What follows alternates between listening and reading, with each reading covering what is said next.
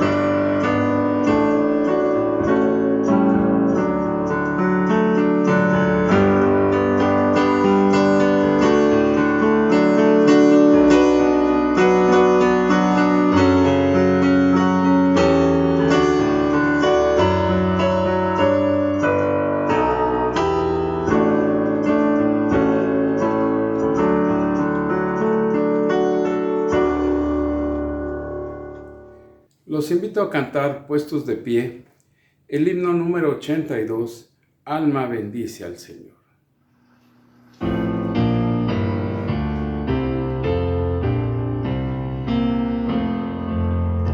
Alma bendice al Señor, Rey potente de gloria,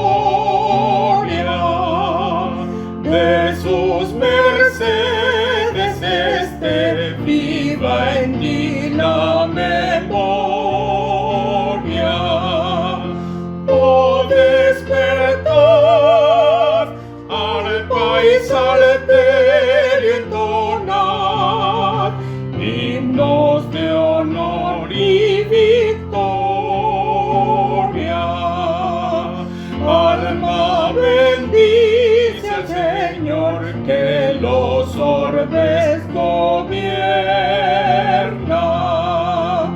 y te conduce paciente con mano paterna. Te perdonó, de todo mal te libró, porque su gracia es eterna. Alma bendice al Señor, de tu vida la fuente, que te creó y en salud le sostiene clemente. Tu defensor en todo trance y dolor, su diestra es omnipotente. Alma bendice al Señor por su amor infinito. Con todo el pueblo de Dios su alabanza repito. Dios y salud, de todo bien plenitud, seas por siempre bendito.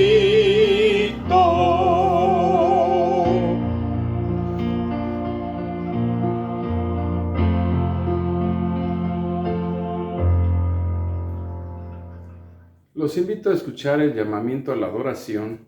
En esta mañana se encuentra en el libro de Apocalipsis, capítulo 7, versículos del 9 al 17.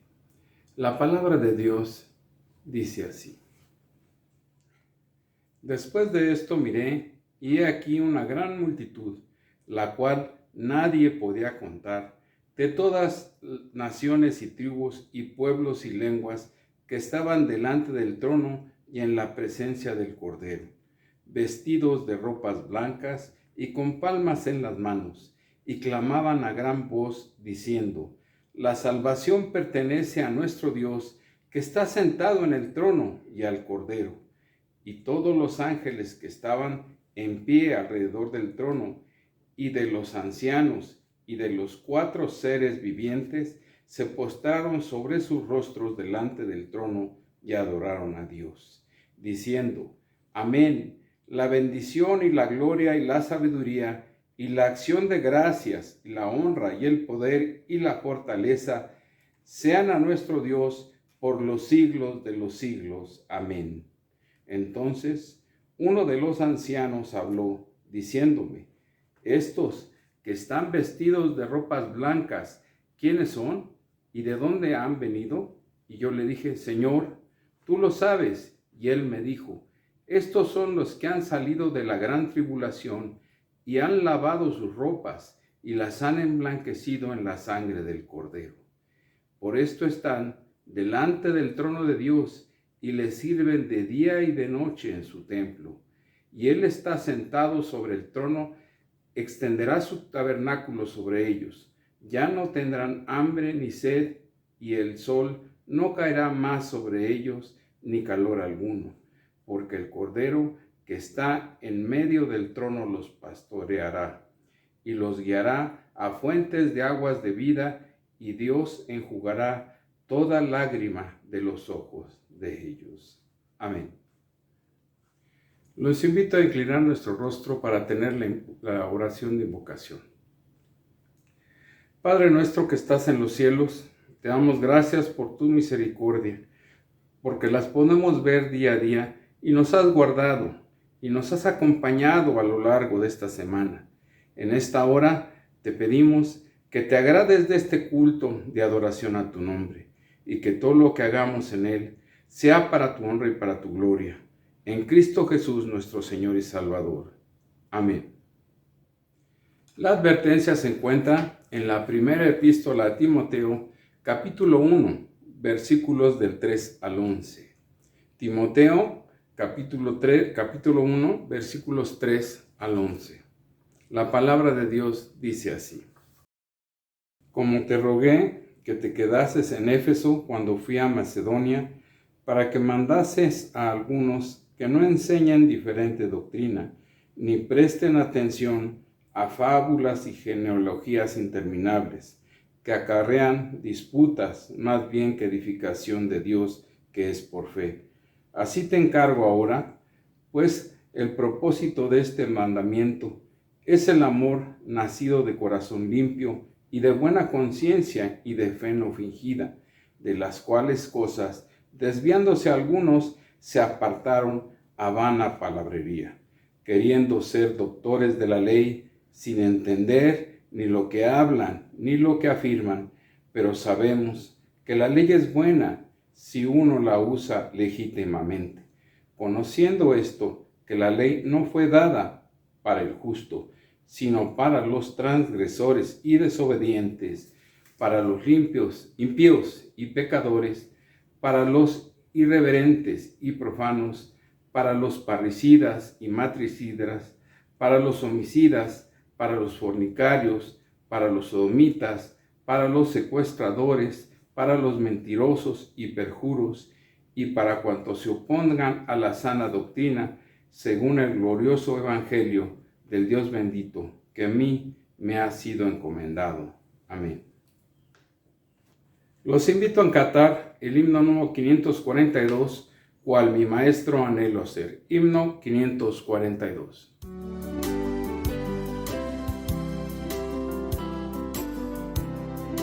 Cual mi maestro anhelo siempre ser, más de su gracia quiero yo tener, más fiel en su obra, constante en la oración, siempre creciendo en fe y consagración. Mi corazón te entrego, buen Señor,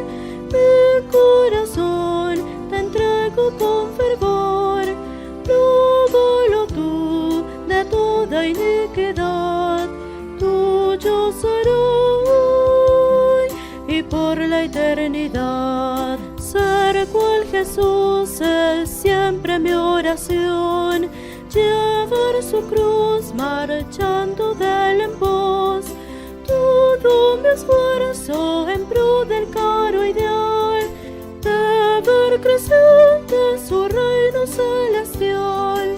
Mi corazón te entrego, buen Señor, mi corazón te entrego con fervor, lávalo tú de toda iniquidad, tuyo será y por la eternidad.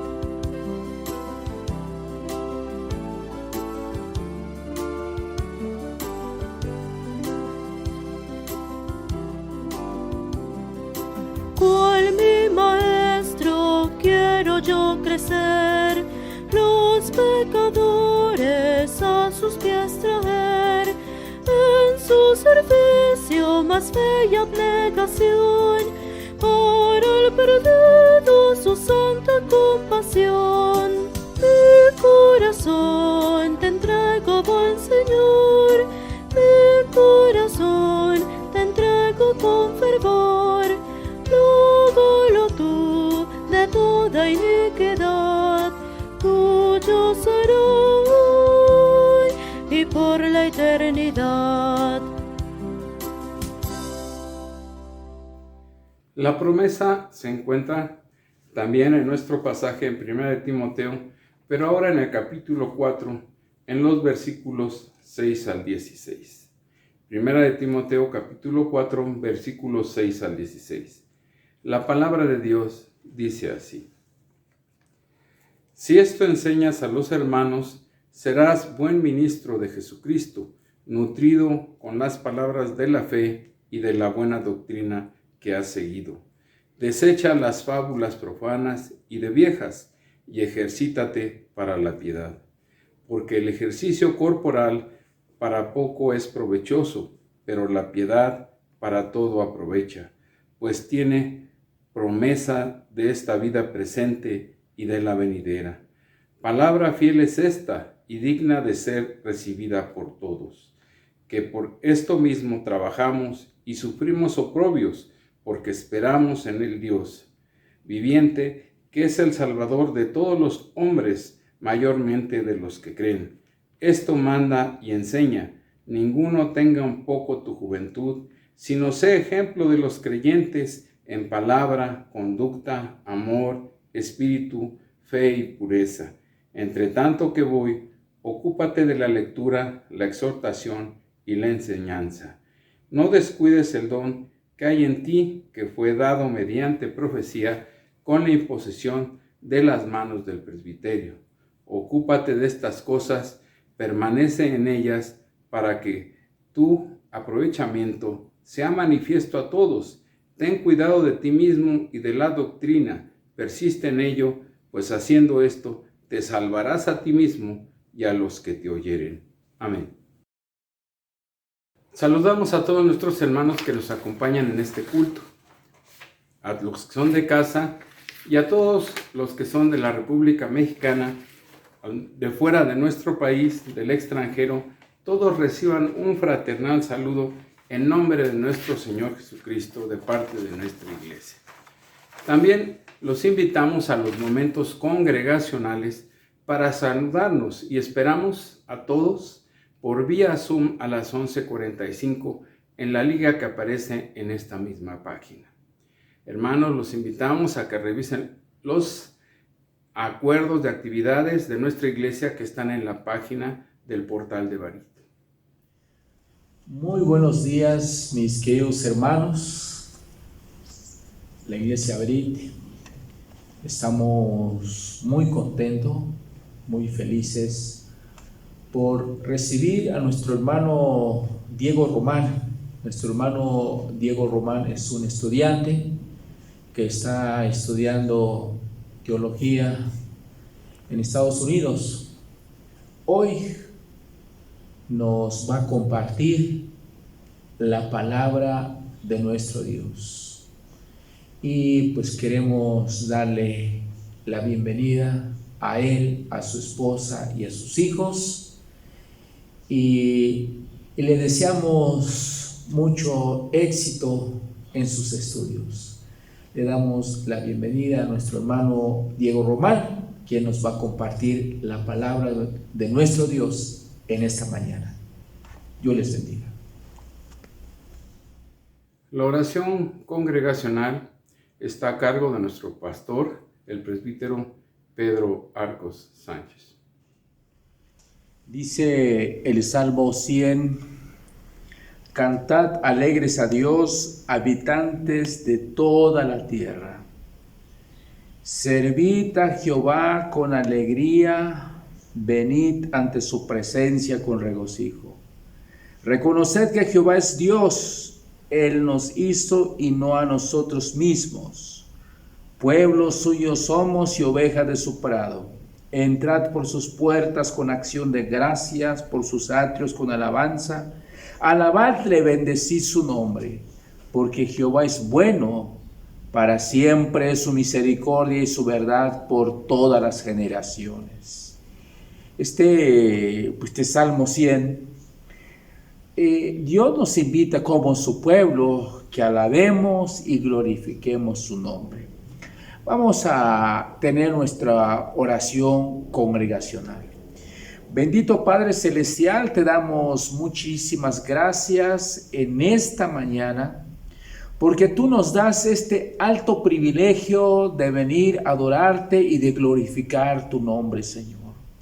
A través de las Escrituras nos damos cuenta que tú eres nuestro Dios, nuestro Rey, nuestro Salvador. Al único Dios que existe en el mundo eres tú, Señor. Te damos gracias, Señor, porque solo por tu gracia nos has integrado como tu pueblo. Y como tu pueblo, Señor, reconocemos que tú eres nuestro Rey. Y esa es la razón por la cual hemos venido pues en esta mañana para adorarte, para alabarte, para glorificar tu nombre, exaltar tus excelencias y tus atributos, bendito Dios. También te damos gracias, Señor, porque tenemos este espacio, tenemos este lugar para venir a adorarte, Señor. Y donde en otras partes del mundo ellos no tienen este privilegio, pero Señor, hemos sido muy bendecidos, muy privilegiados, Señor, y tenemos esta bendición, bendito Dios. Esperando, Señor, que todo lo que estamos haciendo pues en esta mañana sea conforme, sea a tu divina voluntad, Señor. Padre, conoces las necesidades que tiene tu pueblo, Señor. Conoces, Señor, que necesitamos constantemente de tu palabra. Necesitamos constantemente de tu presencia, Señor, y oramos por tu pueblo, por mis hermanos que pasan momentos difíciles en su vida, en su familia, en su trabajo, en sus actividades que ellos realizan, bendito Dios. Queremos rogarte, Padre, que tú obres y que tú te manifiestes, bendito Dios, en la vida de cada uno de tus hijos, Señor. Señor, oramos por tu pueblo, oramos por nuestros ancianos, por nuestros diáconos, por sus familias. Oramos, Señor, para que ellos puedan seguir trabajando por tu obra, porque ya que tú nos has puesto en este lugar, y sabemos, Señor, que tú eres el Rey, y que has puesto a estas personas para el funcionamiento de tu iglesia, y reconocemos y aceptamos, Señor, que tú eres el Rey, el que pone a las personas a dirigir tu iglesia, Señor. Y como tu pueblo debemos ser obedientes, aceptar las instrucciones, lo que ellos nos dan, pues los oficiales, Señor. Oramos por ellos, oramos que tú los guardes, pues que tú los cuides y que tú los sigues dando este privilegio de seguir compartiendo tu palabra, Señor. Oramos también por todos los enfermos que hay en la iglesia Berit. Conoces a cada uno de ellos, por nuestros hermanos que no tienen trabajo, por nuestros hermanos pues que tienen problemas en lo económico. Oramos para que tú te sigas manifestándote en la vida de ellos, Señor. Padre, pues te rogamos que tú nos guardas del mal, porque sabemos que todo el tiempo somos atacados por el mal, y te rogamos tu presencia, Señor. Señor, pues bendice pues tu iglesia, Señor. Bendice pues esta iglesia Berit para que pueda cumplir con su propósito al cual tú has puesto en este lugar, Padre. En el nombre de nuestro Señor Jesucristo te damos la honra y la gloria. Amén. Damos gracias a Dios por los diezmos y ofrendas de nuestros hermanos. Les recordamos que pueden depositarlos en la cuenta de Berit o bien traerlos a la oficina de la iglesia. La palabra de Dios dice así: cada uno dé como propuso en su corazón, no con tristeza ni por necesidad, porque Dios ama al dador alegre. 2 Corintios 9:7. Oremos por las ofrendas, hermanos. Padre nuestro que estás en los cielos, te damos gracias porque tú nos provees de todo lo necesario, porque vemos a cada momento que tú nos bendices, Señor. En esta hora, de todo lo que tú nos das, te traemos un poco, Señor. Te pedimos que bendigas las ofrendas y los diezmos de mis hermanos para que sean de utilidad en tu iglesia. En Cristo Jesús, nuestro Señor. Amén. Ahora tenemos una participación especial.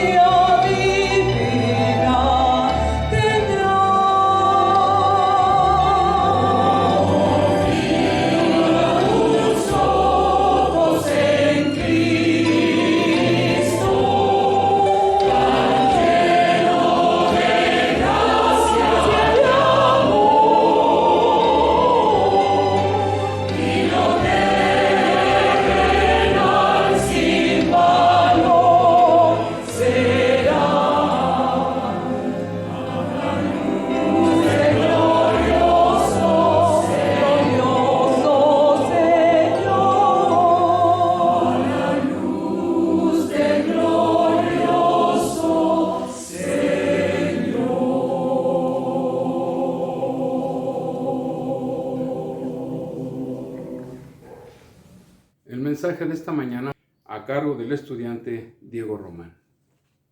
El texto de esta mañana es 1 de Pedro 3, del 1 al 6. Les voy a pedir por favor que abran sus Biblias ahí. Síganlo por favor con su vista. 1 de Pedro 3, del 1 al 6.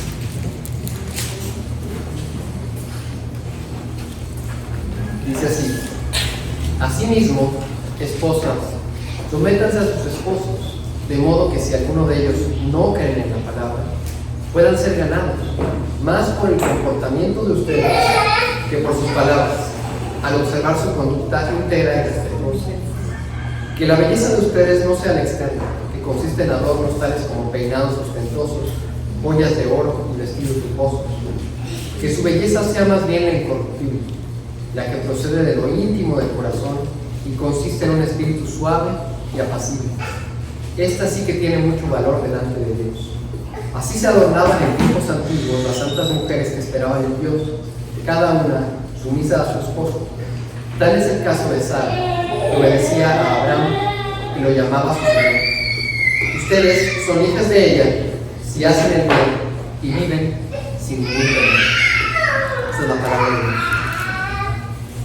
Cuando comenzamos a leer la Biblia, sobre todo las historias del Antiguo Testamento, nuestra tendencia natural es a identificarnos con los personajes. Al leer, seguimos atentamente sus vidas, revivimos sus preocupaciones y buscamos sabiduría en sus experiencias. Queremos aprender tanto de sus victorias como de sus fracasos, tanto de sus buenas obras como de sus pecados. Sin embargo, en ocasiones nos es difícil distinguir qué exactamente debemos imitar de ellos y qué no. Una de las razones por las que es tan difícil discernir esto es que vivimos en culturas muy diferentes, por ejemplo, con relación al matrimonio. Los matrimonios hoy no son matrimonios arreglados, los hombres no tienen varias esposas, ni tampoco tienen concubinas, por lo menos no legal y públicamente. Las viudas no tienen que casarse con el hermano de su esposo fallecido, y las dotes dadas a los padres de la novia no existen. Así que a veces no nos queda tan claro qué cosas debemos seguir practicando, o cómo aplicar las leyes del Antiguo Testamento hoy, o cómo darle sentido a las extrañas y muchas veces violentas historias de la Biblia. Otra de las razones por las que nos es difícil determinar qué es lo que Dios quiere que imitemos de los personajes del Antiguo Testamento es que la Biblia no siempre es tan explícita aprobando o rechazando lo que hacen los personajes. Algunas veces el escritor nos lo dice, pero en otros casos no. Finalmente tendemos a identificarnos con los personajes principales, con los héroes, y no con los enemigos de Dios, no con los villanos, con los derrotados, con los que sufren invisiblemente o los que no tienen nombre. Si eres un hombre, probablemente no te identifiques tanto con los personajes femeninos, y viceversa. Si eres viejo, quizá no te identifiques con los niños o jóvenes. El libro de Hebreos, la epístola a los Hebreos del Nuevo Testamento, en el capítulo 11, nos habla de todos estos grupos. Nos dice que lo que los distingue es su fe, que tienen una fe viva que los lleva a actuar. Pero aún así, si decimos, ok, lo que tenemos que imitar es su fe, ¿nos es fácil distinguir entre actuar con fe y actuar sin fe? ¿Puedes tú mismo distinguirlo en tu propia vida? ¿Cómo notas la diferencia entre sufrir por Cristo y el sufrimiento normal que experimenta cualquier persona, nuestros vecinos, nuestros amigos, que no son creyentes? Y lo mismo de nuestro servicio a la iglesia o a la comunidad. ¿Cómo lo distinguimos como un servicio específicamente cristiano? ¿Cómo distinguimos nuestras obras de justicia o de calidad de las obras de los no creyentes? Y más aún, ¿qué hacemos cuando los personajes parecen actuar en contra de nuestros estándares éticos actuales y la Biblia los alaba? Por ejemplo, cuando Dios manda exterminar a todos los cananeos, que esto lo diríamos hoy es genocidio, ¿no? Dios manda exterminar a todos los cananeos en Canaán por los israelitas. Y esto pues necesitamos una explicación. ¿Por qué? Para ser honestos, esto para mí no ha sido tan sencillo, pero creo que Pedro nos da una respuesta aquí y aunque no nos explica todos los detalles, pero nos invita a mirar un ejemplo particular que es la vida de Sara, la esposa del patriarca Abraham, y nos invita a leer su historia desde un ángulo específico. Él nos invita a leerla a la luz de Cristo, como si fuera en 3D. Lo interesante es que Pedro no nos explica todos los detalles, sino que nos deja a nosotros descubrirlos. Esto es lo que ha generado que los estudiosos de la Biblia muchas veces contiendan y debaten acaloradamente sobre estos pasajes, en particular el pasaje primero de Pedro, pero también los pasajes que leímos antes de Génesis. Existen varias razones por las que nos llama la atención que Sara se apuesta como un modelo para nosotros o para las mujeres. La primera es que Sara es considerada un personaje secundario y Abraham, por supuesto, es el personaje principal. Esa situación empeora si somos hombres. Entonces es fácil hablar de los patriarcas, pero no tanto de las matriarcas. Deseamos imitar y aprender de otros hombres, pero tristemente rara vez pensamos que tenemos algo que aprender de los personajes femeninos de la Biblia. La segunda razón se relaciona con nuestro pasaje en Pedro, y es que la vida de Sara a primera vista no parece coincidir con la descripción de Pedro. Pedro describe a Sara como una mujer obediente a su esposo, al grado que le llama Señor, como una mujer que esperó en Dios, que hizo el bien y actuó sin temor, versículo 6. La describe como una mujer con un espíritu manso y apacible, versículo 4, que no se preocupó por la belleza física y con una conducta casta y respetuosa, versículo 2. Pero cuando leemos el texto bíblico, encontramos que Sara fue quien recomendó a Abraham buscar tener hijos con su esclava Agar. ¿Dónde estaba su fe? Nos preguntamos. Cuando Dios le dice a Abraham que Sara tendrá un hijo, ella se ríe, diciendo: después que envejecido tendré deleite, siendo también mi Señor ya viejo. E irónicamente, este es el único pasaje en el Antiguo Testamento en que Sara llama Señor a Abraham. Y sabemos que la historia no termina allí, sino que después Sara corrió a Abraham junto con su hijo Ismael. ¿Dónde estaba su espíritu manso y apacible ahí? También leemos que en lugar de que Sara obedeciera a Abraham, Abraham muchas veces obedeció a Sara. Y la única ocasión en que Sara explícitamente obedece a Abraham en el Antiguo Testamento es cuando él le pide que mienta y ella acaba casándose con otro hombre. Y lo hace 2 veces. Primero con Faraón, que es el pasaje que leímos hoy, y después con Abimelech. Ahora, Thomas Schreiner, que es un profesor del Seminario Bautista del Sur, trata de resolver este problema diciendo que que Abraham amaba a Sara. Así que, pues, no debió de haber sido tan mala, y que probablemente era su hábito llamar a Abraham Señor. Schreiner evita los episodios vergonzosos de la vida de Sara y dice que Pedro no puede estar comparando a Abraham, el padre de la fe, con un marido incrédulo, porque se acuerdan que este pasaje empieza con que las mujeres vean a sus maridos incrédulos, no con palabras, sino con sus obras. Y él dice que ciertamente este pasaje no se refiere a obedecer a tu esposo para mentir o cometer adulterio. ¿Cómo va a ser esto posible? Y es el pasaje de Génesis. También piensa que Sara estaba pecando junto con su esposo Abraham al abandonar la tierra prometida, descendiendo a Egipto en busca de comida. Pero entonces, hermanos, yo les pregunto, ¿qué queda de admirar de Sara? A los ojos de Schreiner, Sara es solo un ejemplo de obediencia y sumisión a su esposo, aunque en realidad no es un ejemplo demasiado bueno, ya que solo obedeció a su esposo cuando debió no haberlo obedecido. Para Schreiner, el servicio de las mujeres creyentes a Cristo parece reducirse en buena medida a ser una buena madre y una esposa sumisa a su marido. Schreiner, en mi opinión, está leyendo este pasaje a la luz de sus propias ideas contemporáneas del rol de la mujer en la iglesia, en la sociedad y en la familia. ¿Pero es esto lo que Pedro quiere que hagamos? ¿O nos propone Pedro otra manera de leer la historia de Sara? Sí, yo creo que sí.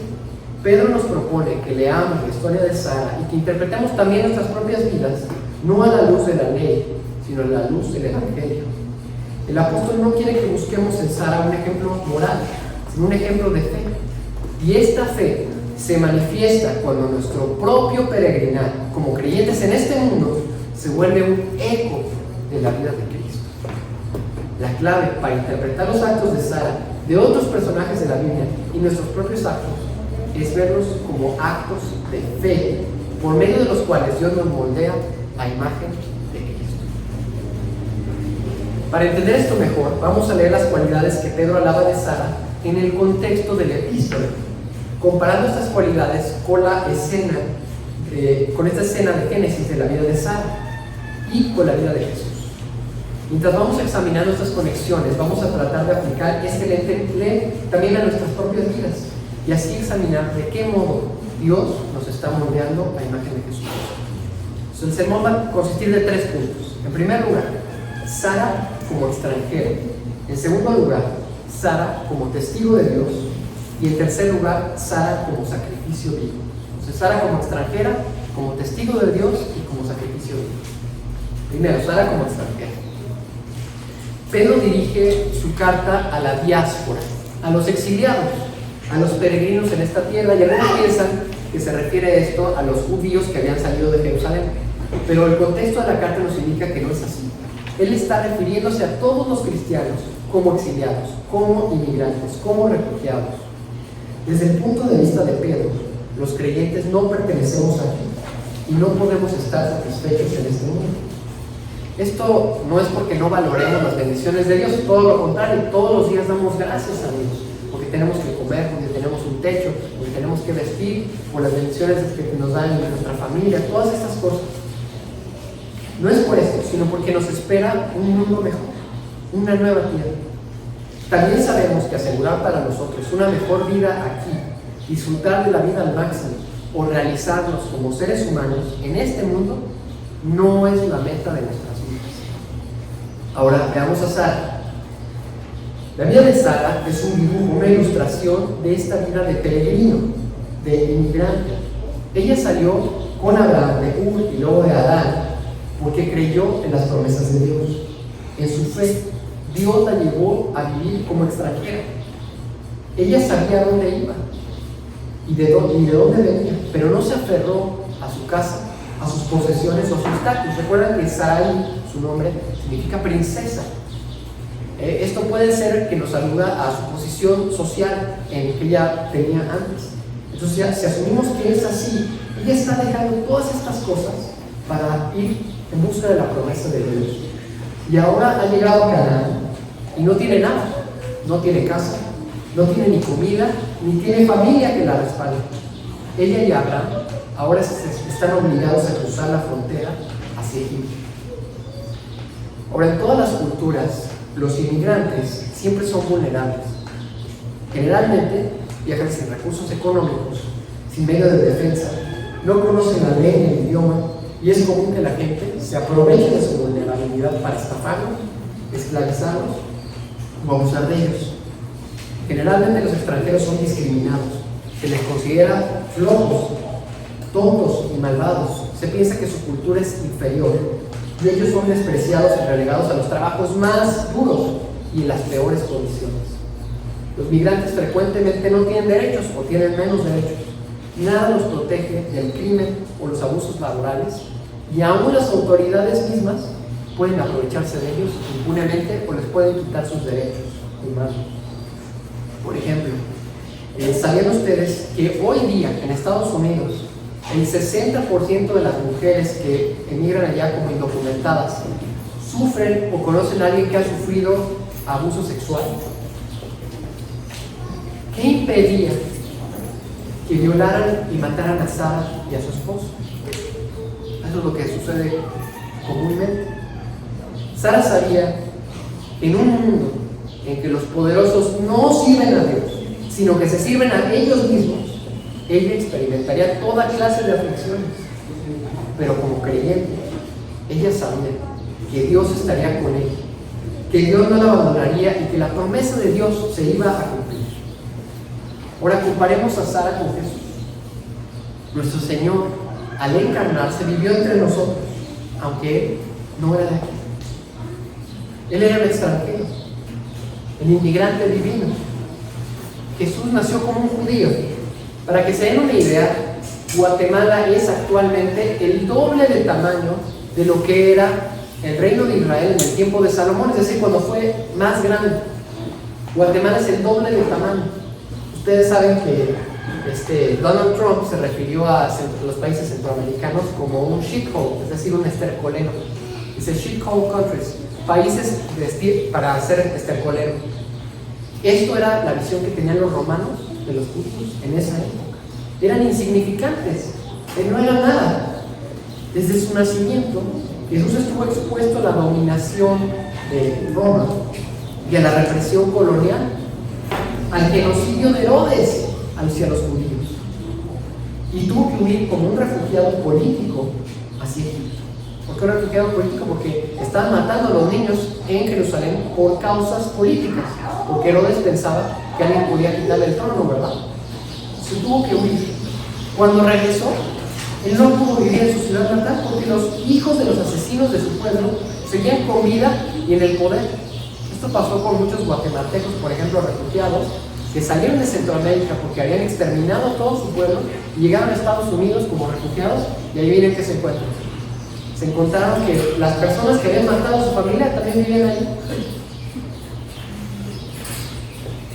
Así que, como no pudo vivir en ese lugar, se fue a vivir a Galilea. Y Galilea era una región pobre, llena de enfermos y endemoniados. Nada bueno sale de Nazaret, era el refrán de los judíos. Aún un discípulo de Jesús, Natanael, dijo: ¿acaso puede venir algo bueno de Nazaret? La élite judía discriminaba a los galileos por varias cosas: por su acento, por su ignorancia de los rituales, por su falta de educación y por su pobreza.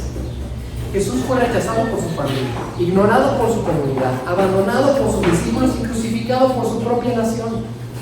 Como no era ciudadano romano y no convenía políticamente liberarlo, fue condenado injustamente por un juez corrupto, torturado y escarnecido por los militares y murió la más horrible y humillante muerte, que era diseñada por los romanos para aterrorizar a quienes protestaran contra la injusticia de Roma y se rebelaran contra César.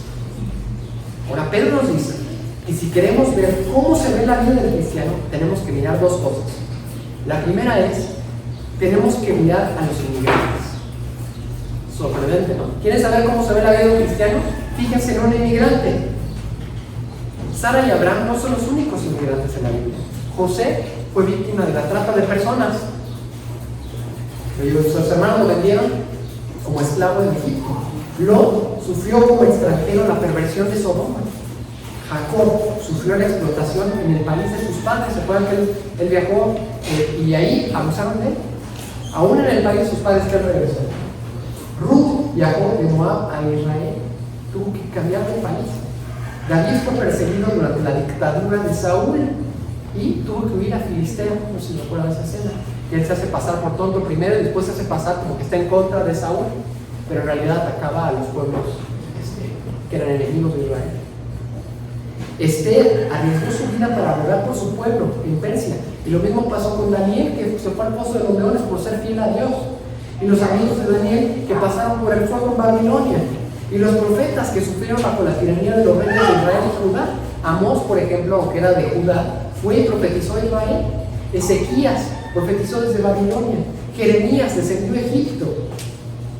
Israel mismo, hermanos, fue esclavo en Egipto y más tarde fue exiliado en Asiria y Babilonia, conquistado por los griegos durante el periodo macabeo y finalmente sometido por los romanos.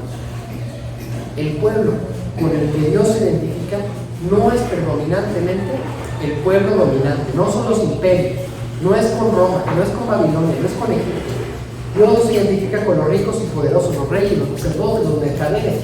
Él se identifica con los pobres, con los extranjeros, con los vulnerables. En segundo lugar, dice Pedro, si queremos ver cómo se ve la vida de un cristiano, tenemos que mirar la vida de Jesús. Él, como Sara, dejó de ser príncipe y vino a morar entre los más miserables, a sanar a los enfermos, a liberar a los oprimidos, a desafiar a quienes habían convertido en la religión y el templo mismo de un refugio, de una casa de oración para todos los pueblos, en un símbolo del poder económico y político de quienes se beneficiaban de servir al imperio, es decir, a Roma. Era un símbolo del poder de los fariseos y de los saduceos. Era un símbolo del racismo que excluía a los no judíos. Recuerdan que en el templo de Herodes había una sección para los no judíos y ellos no podían estar junto con nosotros, a pesar de que fueran circuncidados.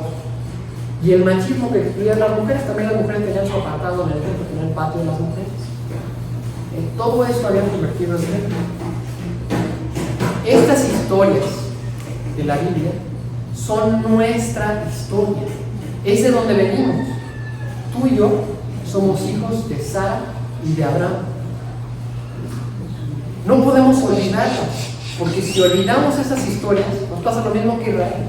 Nos convertimos en Egipto. Si olvidamos que somos una nación de inmigrantes, una nación de extranjeros sobre la tierra, nos convertimos en Egipto. Nos adaptamos a las estrategias y al poder, nos conformamos al poder y cómo ejercen el poder los reyes de este mundo. Estas narraciones nos hablan, sin embargo, de distintas maneras a distintos grupos.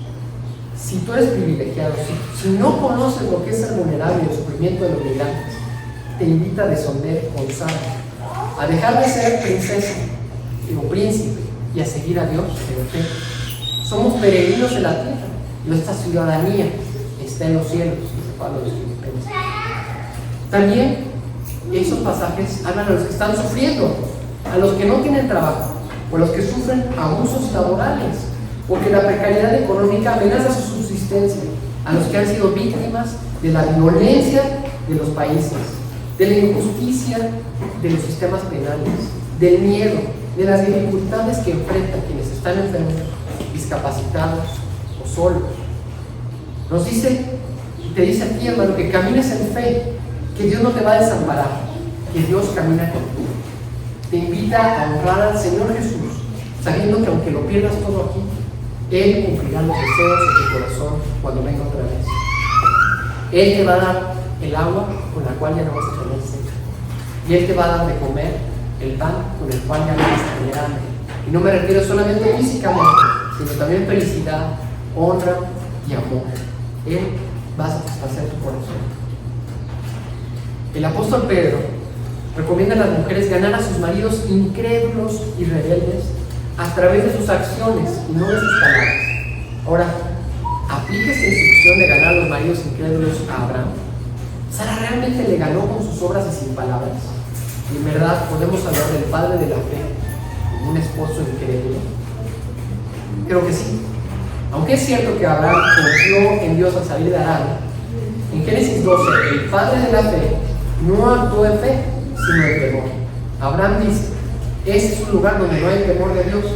Ellos querrán tener a mi esposa y me matarán para conseguirlo. Abraham tuvo miedo de morir de hambre y tuvo miedo de morir asesinado, y pidió a su esposa tener el valor y la fe que él no pudo tener. Debemos recordar que ambos estaban sufriendo terriblemente, no había de comer, y ahora ellos se arriesgan a cruzar la frontera, sabiendo que cruzar va a tener un costo, y que quien va a sufrir más es la mujer.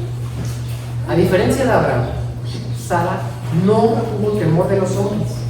Dice Pedro a las mujeres: ustedes son hijas de Sara si hacen el bien y viven sin ningún temor. Sara no se acobardó. Ella estuvo dispuesta a seguir la instrucción de Abraham. Abraham le dijo: yo sé que eres una mujer muy hermosa, estoy segura de que cuando te vean los egipcios dirán: es su esposa, entonces a mí me matarán, pero a ti te dejarán conmigo. Por favor, di que eres mi hermana, para que gracias a ti me vaya bien y me deje conmigo. Y Sara, aunque ella no sabía si el plan de Abraham iba a resultar, hizo el bien a su marido sin ningún temor. Es más, en todas las historias de Sara que aparecen en Génesis, solo vemos que Sara temió una sola vez, y esto no fue temor de los hombres o de las circunstancias, sino temor de Dios. Y lo leímos en el pasaje de hoy, en Génesis 18. Al escuchar la promesa de que ella concebiría, Sara se rió. Dios le escuchó y le preguntó: ¿por qué te has reído? Y Sara negó haberse reído porque tuvo miedo. Eso es lo que dice la Biblia. Sara solo tuvo miedo, solo tuvo temor de Dios y de nadie más. Pedro en su carta dice que los cristianos no debemos temer a las mentiras, a los daños o a las tentaciones de Satanás. Lo dicen muchos pasajes. 1 de Pedro 1:17, 2:17 y 18, 3:2, 3:6, 3:14, 3:16. Pues Cristo ya ha derrotado a Satanás. 3:14, 3:19 y 22. Esto quiere decir que vamos a sufrir, ser tentados y aún ser engañados en ocasiones por el enemigo. Pero la razón por la que no debemos temer, por la que no debemos tener miedo, la hallamos en la historia de Sara, y es que Jesús es el Señor. Aún en medio del sufrimiento, las tentaciones o el engaño del enemigo, en medio del hambre, la opresión y los esposos incrédulos, Jesús es el Señor. Pero quizás te preguntes: ¿qué significa no tener temor para un cristiano? ¿Cómo es diferente de una persona valiente que no es creyente? ¿Cuál es la diferencia? Nuevamente, la diferencia es la fe. Porque si no temes a nada sino al Señor, honras al Señor cada vez que actúas sin miedo, cada vez que buscas hacer su voluntad sin temer las consecuencias. Jesús dijo: no temáis a los que matan el cuerpo, mas el alma no pueden matar. Temed más bien a aquel que puede destruir el alma y el cuerpo en el infierno. Así que, hermano, como Sara, vive sin temor del hombre, porque nadie puede arrebatarte tu herencia en los cielos. Este ha sido el valor de los mártires y de quienes han luchado por los derechos de los más vulnerables. Han sido tentados por el poder, perseguidos, torturados y asesinados. Tal vez sintieron temor, pero actuaron valerosamente y no temerosamente.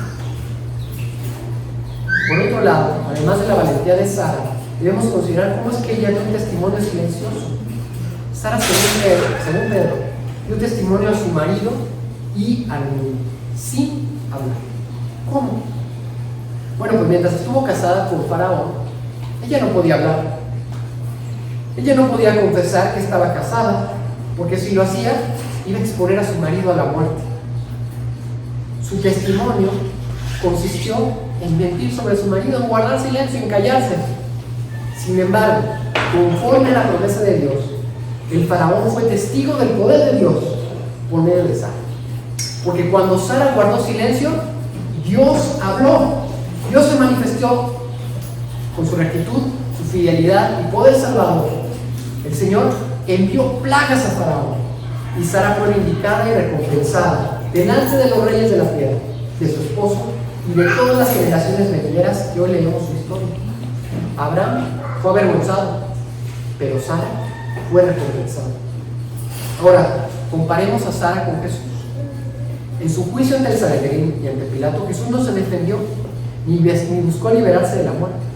Jesús no buscó complacer a los poderosos, pudo haber hecho milagros para Herodes y le hubiera dejado ir. Ni habló palabra alguna para liberarse de un juicio injusto, sino que confesó y fue a su muerte como cordero que enmudece ante sus trasquiladores, dice Isaías 53. Mas cuando Jesús cayó, él no dejó de dar testimonio. Cuando el Hijo cerró la boca, el Padre abrió la boca, la tierra tembló y los soldados dijeron: en verdad este era el Hijo de Dios. Y en el silencio del sepulcro, la voz de mando del Padre le llamó a la resurrección. Como Sara, Jesús da testimonio valiente y silencioso y es vindicado. Por último, consideremos a Sara como sacrificio vivo. Ya la vimos como extranjera en la tierra y como testigo valiente y silencioso.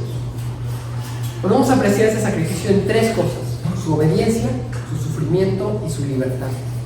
En primer lugar, veamos su sacrificio en su obediencia. Como ya hemos mencionado, hay quienes quieren reducir la obediencia de Sara a su conformidad con un supuesto rol de la mujer en el hogar, la sociedad, la familia o la iglesia. Pero creo que debemos ver la sumisión de Sara a Abraham como el fruto de su fe en las promesas de Dios. Dios prometió a Abraham tres cosas. ¿Se acuerdan qué eran? Descendencia, la tierra de Canaán y su presencia protectora. Yo bendeciré a los que te bendigan y maldeciré a quienes te persigan. Cuando Sara acompaña a Abraham a la tierra prometida, ella lo hace con la convicción de que Dios es fiel a sus promesas. Ahora hay una hambruna y Abraham le pide que descienda con él. Ahora, Sara no sabe cómo ni cuándo, pero confía en que Dios va a cumplir sus promesas. Ella va a tener un hijo y la tierra será suya y sus enemigos no prevalecerán. Hermanos, las circunstancias adversas no escapan al control de Dios. El Señor en su providencia utiliza los eventos más difíciles para afirmar su propio plan. Fíjense, gracias a que Sara desciende a Egipto, los israelitas tendrán un ejemplo, un anticipo del éxodo. Cuando Faraón oprime a Sara, Dios ejecuta su juicio contra él enviándole plagas y Sara sale de Egipto enriquecida. Eso es exactamente lo que pasó con Israel. Todos los elementos de la promesa de Abraham se hacen claramente visibles en este incidente. Dios libra a Sara y a Abraham y juzga a sus opresores. Los regresa a la tierra prometida y protege a su descendencia. Porque ustedes saben que si se hubiera quedado con Faraón, ¿dónde quedaba la descendencia de Dios? Ya no habría. Además de anticipar la salida de Egipto de los israelitas, este evento también anticipa la salida de Egipto de nuestro Señor Jesucristo. María, como Sara, se verá obligada por las circunstancias, igual que Jesús, a ir a Egipto. ¿Y con quién fue? Con José. ¿Creen que este nombre es coincidencia? Porque José también bajó a Egipto, ¿verdad? Entonces vemos una serie de personajes que bajan a Egipto. Sin embargo, Dios va a llamar a Jesús de allí y le traerá de nuevo a Galilea, al norte de Canaán, es decir, a la tierra. Y nosotros también podemos confiar en que Dios vencerá a nuestros enemigos, al pecado, a Satanás, a nuestra carne. Podemos confiar en que le daremos la nueva Jerusalén y podemos confiar en que nosotros tendremos fruto. Así como Jesús tuvo fruto en su cruz, nosotros también tendremos fruto. en nuestras obras, en nuestra predicación, y cuando compartamos el Evangelio, cuando hagamos buenas obras, eso va a rendir fruto. Ahora, la obediencia es muchas veces una expresión de sacrificio. Mi esposa Esther también me siguió con fe hacia Estados Unidos. Después de haber concluido sus estudios en ciencia política, su doctorado, ella interrumpió y sacrificó su carrera porque ella cree que tiene un llamado a predicar y enseñar. Yo le pedí que dejara todo y ella me siguió, ella me obedeció. Aunque nos dijeron que no juntaríamos suficiente dinero para vivir allí, ella no dudó. Ella creía que si Dios nos había llamado, Él nos iba a sostener. Mi esposa obedeció y se sometió, no simplemente porque es una esposa sumisa. De hecho, yo creo que eso a ella no le gustaría que le dijera, aunque eso no es lo que Dios pide de ella. Esther vio mi deseo de estudiar, enseñar y predicar, y por amor buscó mi felicidad. Pero más allá de eso, ella obedeció en fe, porque ella sabe que el llamado de Dios es irrevocable, y en esto Dios la alaba. Esta es la obediencia y sumisión que agrada a Dios. Servir al Señor sin importar el costo, y sé que el Señor se lo recompensará. Aquí hay muchas hermanas que están casadas. Hermanas, ustedes van a tomar decisiones que a los ojos del mundo parecerán absurdas, y también las solteras, pero que vienen de una convicción personal en el Evangelio. Ustedes van a vivir como extranjeras, como testigos silenciosos y como sacrificio.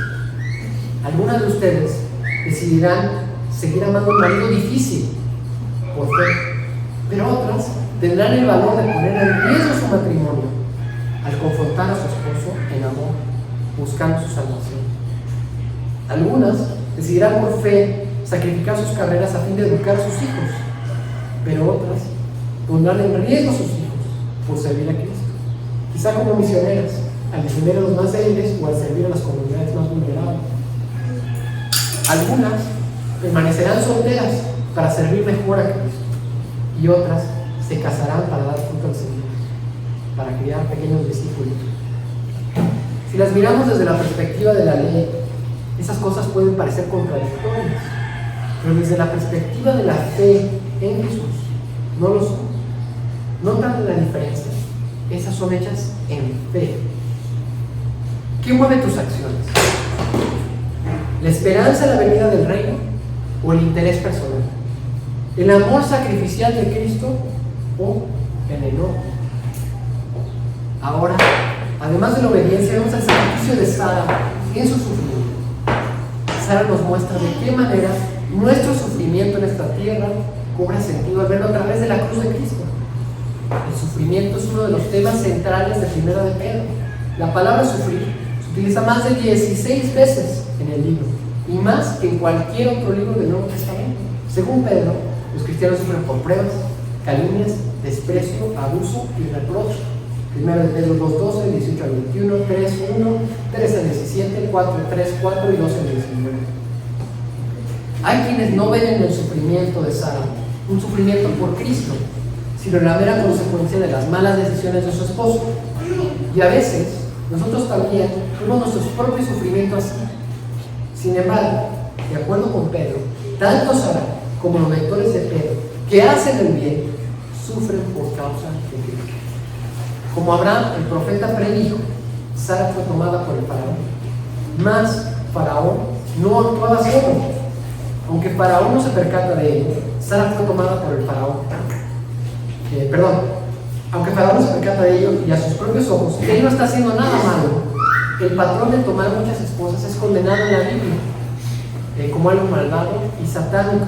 Por ejemplo, en Génesis 6:2 le dice que los hijos de los hombres vieron que las hijas de Dios, y esto algunos lo interpretan como que eran espíritus demoníacos, pero no es así. Se refiere a reyes de la tierra, a príncipes poderosos que tomaban mujeres para sí. Y ese es el patrón de Faraón. Y ese es el patrón que en Primera de Samuel le dice Dios a Samuel que no deben hacer los reyes de Israel. Dice, los reyes de Israel no deben de tomar para sí muchas mujeres, no deben de hacer para sí un gran ejército, ni tomar muchos carros, ni acumular mucho oro.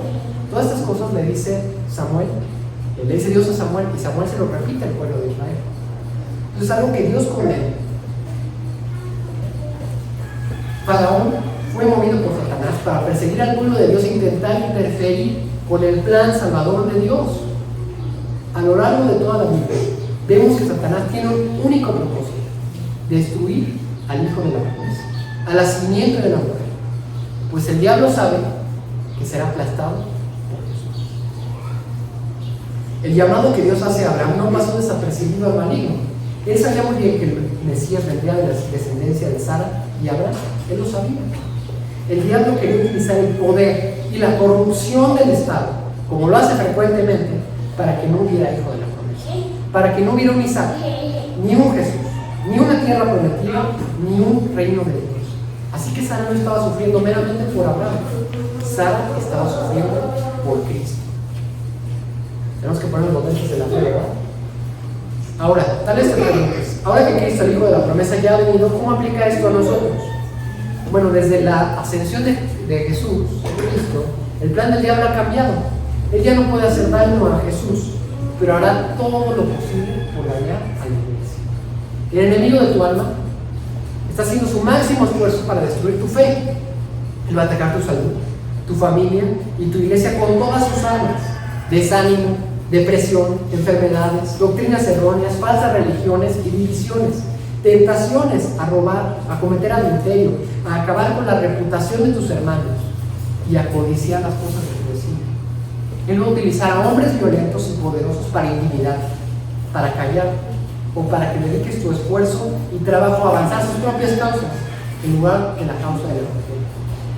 Te va a tentar con el dinero y el confort para que sirvas a tus intereses personales, a tu familia y a tu carrera, en lugar de sacrificarte por el bien de tus hermanos más pequeños, los hermanos más pequeños de Jesús, de visitar a quienes están en las casas, a los huérfanos, a las viudas y al extranjero. Es lo que dice Jesús, que va a distinguir a sus discípulos al final. El diablo quiere que busques una vida cómoda, que vengas a la iglesia los domingos y que tu vida no refleje a Cristo. Una vida que evita la vulnerabilidad, que huye del sufrimiento y del sacrificio. Pero si continúas en la fe, si sigues el camino de Jesús, el migrante del reino, verás cómo todo tu sufrimiento honra a Cristo y será siempre por su causa.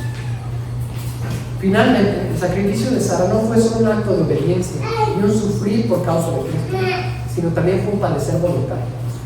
Pedro dice que la belleza de Sara, que las mujeres deben imitar, no es su belleza física, porque Sara era muy bella, no es esto, es su mansedumbre y no los vestidos o las cosas, es su espíritu suave y apacible, es lo que como traduce esta versión que yo leí, el término es mansedumbre.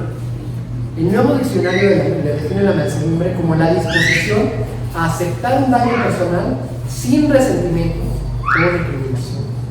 Los mansos, dice el diccionario, no resienten la adversidad porque aceptan todo como el efecto del propósito sabio y amoroso de Dios para ellos. Así que aceptan el daño de los hombres, sabiendo que estos son permitidos para su bien. Sara encaja perfecto con esta descripción. Ella nunca reprocha a Abraham su temor o incredulidad, ni siquiera haberla entregado a un hombre, a otro hombre, y aparte no cualquier hombre, sino un tirano, patrón. Ella acepta las consecuencias. Abraham le pide a Sara: sacrifícate por mí, y Sara se sacrifica.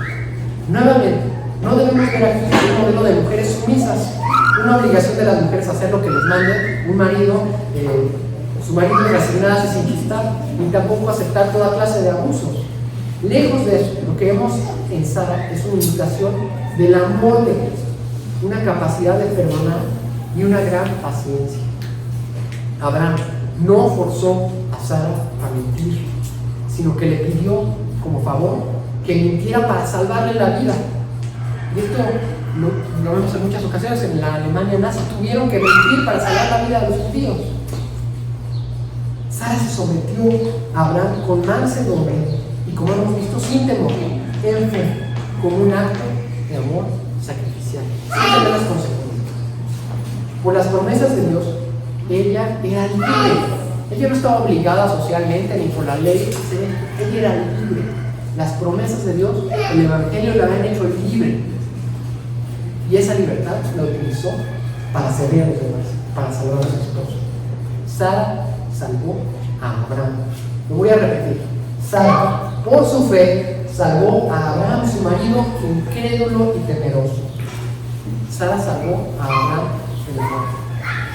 Ella no se sometió a obedecer incondicionalmente a un esposo abusador. En un sacrificio admirable y amor, ella sacrificó su reputación, su esposo, su libertad física, su libertad de expresión, su familia, su cuerpo y su país. Sara lo sacrificó todo por Abraham. Y lo hizo por amor, pero por medio del poder de la fe. Su fe le dio la capacidad de entregar todo, porque sabía que lo que Dios le había prometido dar, nadie se lo podía arrebatar. Ninguna humillación le podía quitar el honor de ser hija de Dios. Ningún sufrimiento, el gozo sin fin. Ninguna pérdida, el ser heredera de todas las cosas. Jesús en los evangelios, como Sara, tampoco se deja abusar. Él muchas veces responde a las preguntas tramposas de los escribas. Pone en evidencia la maldad e hipocresía de los fariseos. Advierte y confronta a los rabinos, los maestros de la ley. Lo vemos preguntando a los soldados: ¿por qué vienen a mí de noche y con palos? Y al siervo del sacerdote: ¿por qué me golpeas? Jesús escapa varias veces de ser apedreado. Jesús no es un masoquista. Jesús ora al Padre diciendo: quita de mí esta copa. No es que a él le gustara el sufrimiento, pero cuando el Padre le pide que entregue su vida para salvarnos, él voluntariamente obedece. De nuevo, no es que no experimentara temor, sino que actuó sin temor. El que no es de este mundo se sometió a sufrir en este mundo la cruz. Y lo hizo por la promesa y por el gozo puesto de él para salvarte a ti y a mí. Él sabe que para esto ha venido. Hermanos, nosotros también vamos a sufrir. Como dice Pablo en los Tesalonicenses, ustedes mismos saben que se nos destinó para esto, pues cuando estábamos con ustedes les advertimos que íbamos a padecer sufrimientos, y así sucedió. En conclusión, suframos las heridas del amor de Cristo por fe. Mostremos que la promesa de una eternidad de gozo nos da el poder de sufrir temporalmente, no solo por nuestra pareja o nuestros hijos, sino aún por nuestros enemigos. Al que nos insulte y se burla de nuestra fe, hablemos la palabra de Dios. A quien nos hace el mal, hagamos el bien. Oremos por quienes nos persiguen. Y si confrontamos, no lo hagamos meramente por demandar nuestros derechos, sino por la salvación de Dios. Para que el Espíritu rompa las barreras que le impiden ver y creer en el reino de Dios Jesucristo. Porque nadie te puede quitar la herencia que Dios te ha dado. Dios te ha perdonado tus pecados. Tú eres hijo de Dios, tú eres hija de Dios, heredera del cosmos renovado, parte de la familia que el Espíritu une en el vínculo del amor. En Cristo y por la fe, tú tienes la vida eterna, la bienaventuranza sin fin, la gloria interminable y la paz que sobrepasa todo entendimiento. Y nadie te la puede quitar. Dios lo ha prometido y Él no miente. Así que, ¿qué puedes perder si ya lo tienes todo, hermano? Aprendamos entonces a recordar, a juzgar y examinar a nuestros ancestros en la fe, patriarcas y matriarcas, y a nuestras propias vidas, no principalmente a los ojos de la ley, que nos condena y condena al mundo, sino a los ojos de la fe en Cristo, que nos llena de gloria al vivir como extranjeros, como inmigrantes en esta tierra, dando testimonio aún sin palabras y entregándonos como un sacrificio vivo en obediencia y sumisión, pero también en plena libertad. Y por medio de nuestra fe, y únicamente por medio de ella, Dios moldeará nuestras vidas a imagen de Cristo y de Santo. Puestos de pie, recibamos la bendición apostólica por nuestro pastor Pedro Arcos y enseguida entonaremos la doxología 430 a Dios el Padre Celestial. Recibid la bendición, mis queridos hermanos, y que la gracia de nuestro Señor Jesucristo, el amor de Dios el Padre y la comunión del Espíritu Santo sean con todos vosotros hoy y siempre. Amén.